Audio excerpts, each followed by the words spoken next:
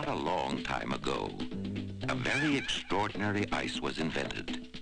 It was cold and cherry and very magical, because when you poured water on it, it fizzed and grew into a soft drink so thick and cold you had to eat it with a spoon. And like nothing the world has ever known before, when you ate it, wild and wonderful things ran up and down, in and out, and all over inside you.